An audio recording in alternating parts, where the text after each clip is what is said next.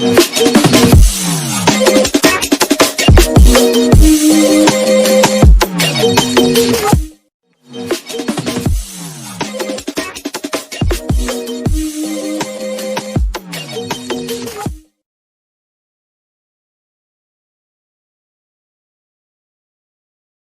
बच्चों, कैसे हो? आपका स्वागत है त्रिपाण स्टडी सेंटर में। आज जो आपके समक्ष टॉपिक प्रस्तुत हुआ है कई मानने में काफ़ी महत्वपूर्ण है हर एक एग्ज़ाम व्यू से। ठीक है, इसमें हम हर एक बात पे विस्तार पर चर्चा करेंगे और वो सारे जो है पहलू पर विचार करेंगे जो अब तक अछूता था। तो चलिए देखते हैं हमारा आज टॉपिक क्या है। यहाँ पर जो हम कर रहे हैं गंधार कला विद्यालय, देखा जाए तो गंधार कला विद्यालय जो है काफ़ी महत्वपूर्ण है और गंधार कला विद्यालय के विकास और विशेषताओं पर जो हम प्रकाश डालेंगे। देखा जाए अगर हम बात करें गंधार कला विद्यालय की, तो गंधार कला हमेशा से ही धर्म के साथ निकट से जुड़ी रही है, क्योंकि गंधार कला जो है कहीं ना कहीं धर्म के साथ काफ़ी निकटता रही है और गंधार कला विश्वविद्यालय इस सिद्धांत की ही पुष्टि करता है। यानी देखा जाए तो यहाँ पर जो सिद्धांत है वो धर्मों के अंतर्गत जो है गंधार कला जुड़ी हुई है। आरंभिक काल में बौद्ध मूर्तिकार बुद्ध की जो है पत्थर की प्रतिमा का निर्माण नहीं किया करते थे।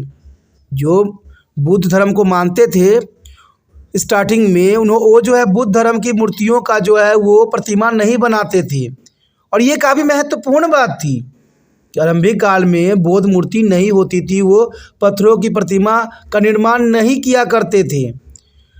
बुद्ध की उपस्थिति का एहसास पहले ही प्रतीकों जैसे पाद चिन्ह, छाता इत्यादि के माध्यम से किया जाता था, परंतु बौद्ध धर्म के रूपांतरण के साथ ही कहते हैं कलाकारों के मनोभावों में परिवर्तन आया। यानी जैसे जैसे समय बीतता गया जो कलाकार थे उनके मन में भी जो है महात्मा बुद्ध की छवि जो है बस गई और उन्होंने उसको जो है पत्थरों पर जो है बना दिया। तो ये काफ़ी महत्वपूर्ण बात है यहाँ पर है। इससे पहले देखा जाए जब बौद्ध धर्म दो वर्गों में नहीं बटा हुआ था, तब से जो है वो सिर्फ प्राकृतिक का ही पूजा करते थे या जो है महात्मा बुद्ध के पाद चिन्ह या छाता का ही माध्यम मानते थे। लेकिन धीरे धीरे जब बौद्ध धर्म रूपांतरित हो गया, दो रूपों में बट गया, तब से जो है सबके मन में अलग अलग विचारधारा आने लग गए और उन्होंने जो है महात्मा बुद्ध के जो है मूर्ति का निर्माण भी कराया।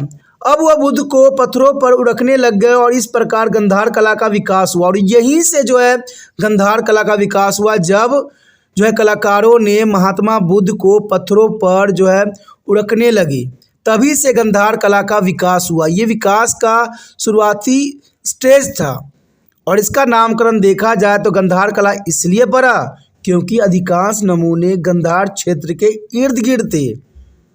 यानी देखा जाए तो ये महत्वपूर्ण बात है। गंधार कला हम इसलिए कहते हैं क्योंकि ये गंधार क्षेत्र के नज़दीक था, इर्द गिर्द था, इसलिए हम इसको जो है गंधार कला के नाम से जानते हैं। गंधार कला प्रायः ग्रीक बौद्ध कला के नाम से भी जाना जाता है, लेकिन इस कला का उद्भव और ग्रीक प्रभुता के समाप्ति के बाद हो गया। यानी गंधार कला को हम ग्रीक बौद्ध कला के नाम से भी जानते हैं। अगर आपसे ये पूछ लिया जाए कि गंधार कला का विद्यालय का जो है दूसरा नाम क्या है, तो दूसरा नाम जो है ग्रीक बौद्ध कला के नाम से भी काफ़ी प्रचलित हुआ। लेकिन इस कला का उद्भव जो है ग्रीक प्रभुत्व से समाप्ति के बाद हो गया। जब ग्रीक प्रभुता खत्म हो गई तो जो है हम गंधार कला को ही महत्ता देने लग गए और इस कला के संरक्षक शाक और कुषाण शासक थे। यानी इस कला को जो है आगे प्रोत्साहित किया वो दो वंश थे, शाक और कुषाण ने गंधार कला के काफ़ी विकास किया।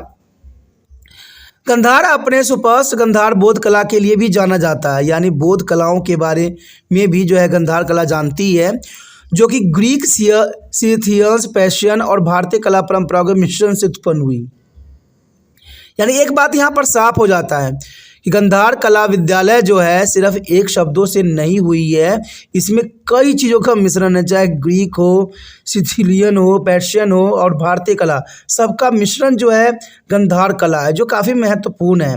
और इसी बात को जो है सर जॉन मार्शल ने इस बात को स्पष्टीकरण करते हुए कहा कि ईरानी व हेलेनिक्स विचारों का मिलन बैक्टीरिया या पड़ोसी देशों के सिकंदर महान द्वारा जीते जाने पर हुआ।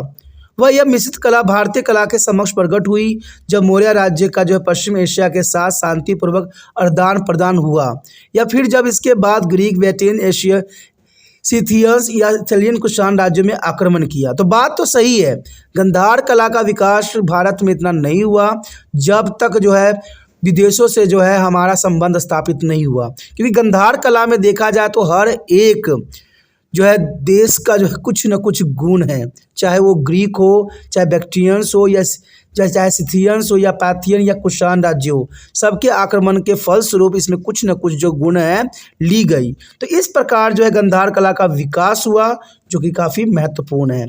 अगर हम आगे बात करें गांधार कला विद्यालय की उत्पत्ति का वास्तविकता क्या है, आखिर गांधार कला इतनी प्रचलित क्यों हुई और इसको किसने जो है प्रोत्साहन किया, चलिए देखते हैं।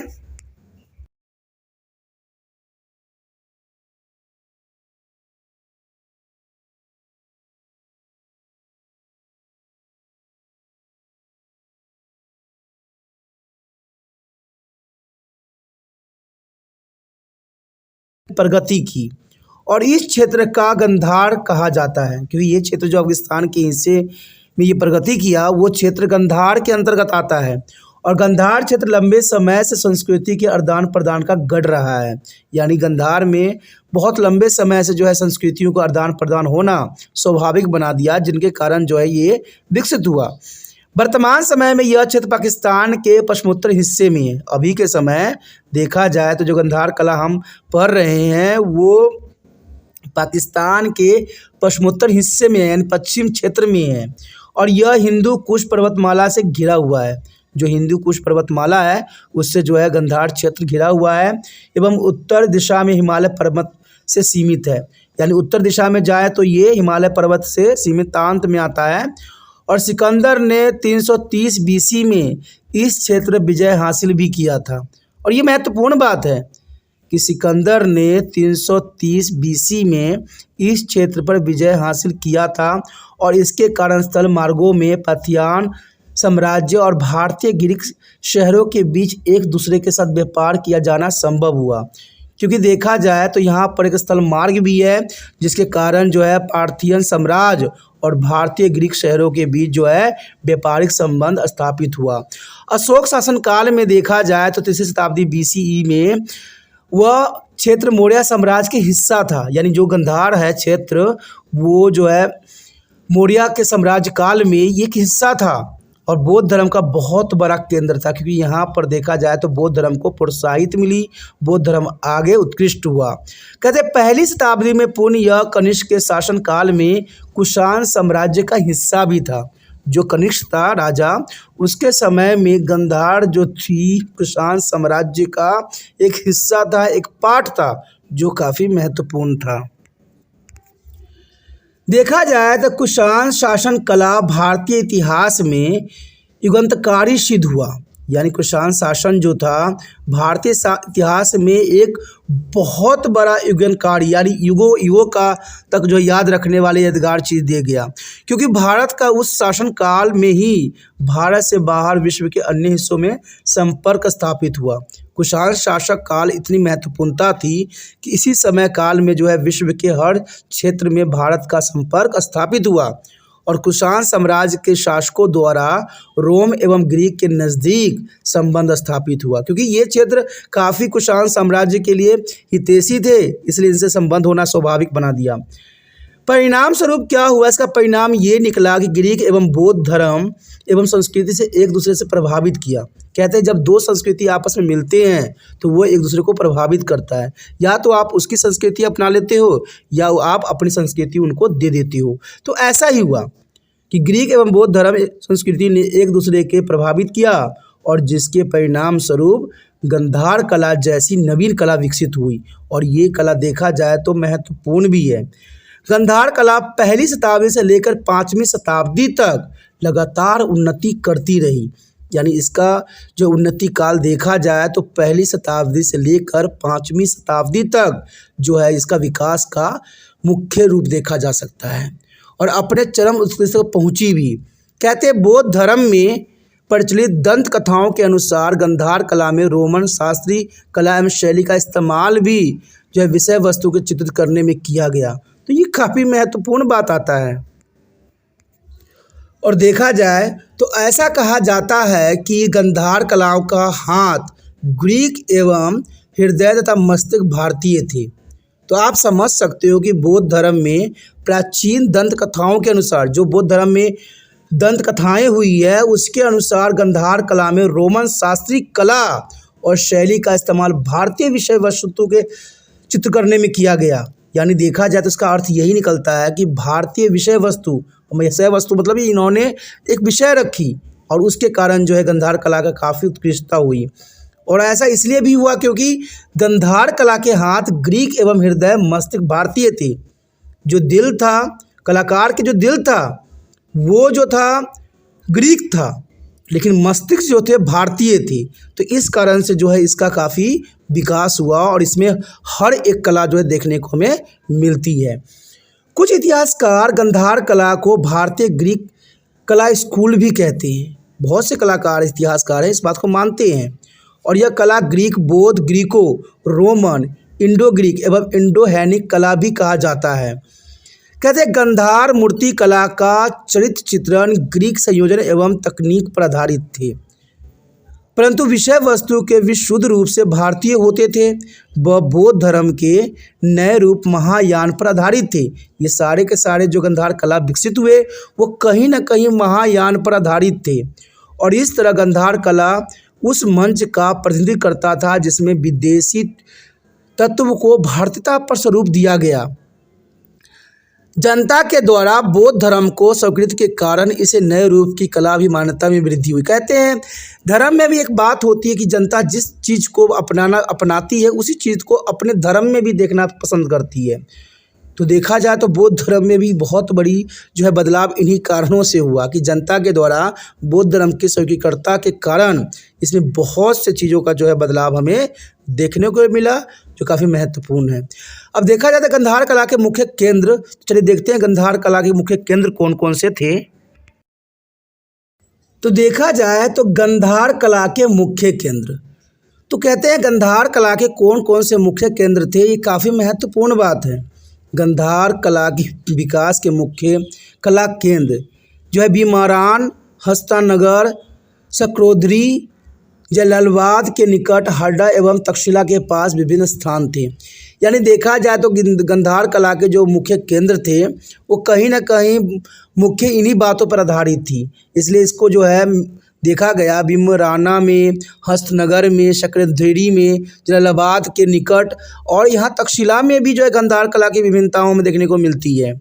और इससे प्रमाणित ये होता है कि यह कला चारों ओर फैली हुई थी, क्योंकि कई क्षेत्र में जो है गंधार कला हमें स्पष्ट रूप से देखने को मिला। तो ये प्रमाणित हो जाता है कि चारों तरफ फैली हुई थी। पूर्वी एवं मध्य अफगानिस्तान में जो बौद्ध धर्म के महायान संप्रदाय का प्रभाव क्षेत्र था, देखिए अफगानिस्तान जो था बौद्ध धर्म के महायान के सबसे अधिक प्रभावित क्षेत्र था और चिकनी मिट्टी से बनाई गई बौद्ध मूर्ति काफ़ी संख्या में वहाँ मिली है। तो इससे ये लगता है कि वहाँ के लोग बौद्ध धर्म की काफ़ी अनुयायी थे, काफ़ी मानते थे। अफगानिस्तान में बयांस और बेग्राम्स, हरदा और कंधार एवं कजूल में की गई खुदाई के अनेक बौद्ध अवस्थाओं पर प्रकाश पड़ता है। यानी उस समय जो खुदाई हुई और जो बौद्ध धर्म में उन्होंने विशेषताओं को जो है उड़ेला वो काफ़ी महत्वपूर्ण था। और इसी बेस पे देखा जाए तो ये मुख्य केंद्र के रूप में भी जाना जा सकता है। वर्तमान हरग्राम में जो है देखा जाए तो 531 स्तूप एवं 3000 बुद्ध प्रतिमाएँ मिली। तो ये काफ़ी महत्वपूर्ण बात है कि वर्तमान जो हरग्राम है वहाँ पर 531 स्तूप एवं 3000 बुद्ध प्रतिमाएँ एवं वैधता की जो है प्रतिमाएँ चिकनी मिट्टी से बनी हुई पाई गई। यानी यहाँ पर चिकनी मिट्टी से जो है बुद्ध प्रतिमाओं को बनाया गया एवं उनमें जो है गजकारी भी की गई। गजकारी का अर्थ दोस्तों ये होता है कि उसमें बहुत ही बारीकता से जो है एक जो कलाकारी की गई, उनके बालों को, उनको केसों को संवारा गया, वो भी बहुत बारीकता के साथ। हड का पुराना नाम नगरहारा था। जो हड अभी हंडा हम पढ़ रहे हैं उसका पुराना नाम जो था नगरहारा था, जिसका भ्रमण चीनी यात्रियों ने हुनसांग और फरहान के नेकरामा 400 AD और 600 AD में किया था। जब यहाँ पर चीनी यात्री हुनसांग और फरहान आए थे तो इन्होंने अलग अलग समय काल में जो है इस क्षेत्र यानी नगरहारा का यात्रा किया था, क्योंकि उनके जो है वृत्तांतों में ये बातें हमें पता चलती है। और ये दोनों जो है चीन से अफगानिस्तान के रास्ते शकलमुनी के धरती पर पधारे थे, यानी अफगानिस्तान के रास्ते शकलमुनी की धरती पर ये आए थे। और इस क्षेत्र को सबसे प्रभावशाली रचना बयान में बड़े बड़े चट्टानों और बुद्ध की 2 खड़ी मूर्तियों का निर्माण भी किया जाना था। उसमें सबसे ऊंची जो है 175 फुट की पत्थर निर्मित विशालकाय प्रतिमा थी, जिसे चूने के परिष्कृत किया गया था, यानी चूने से जो है बनाया गया था। 175 फीट जो है पत्थर निर्मित विशाल प्रतिमा जो बुद्ध की थी वो चूने के पत्थर से बनाई गई थी। देखा जाए तो लोरिया तगाई की स्वतंत्र बुद्ध प्रतिमा जो कि 6 AD तख्त एवाही का प्रसिद्ध बुद्ध और चरसादा का बुद्ध जो कि 72 AD तख्त में खड़ा हुआ था, जो कि काफ़ी महत्वपूर्ण है। बुद्ध एवं शहरी वाहकाओं में बैठा हुआ बुद्ध से यह सब गंधार कला के प्रसिद्ध नमूने हैं। तो यहाँ गंधार कला के प्रमुख केंद्र तो आप समझ गए होंगे।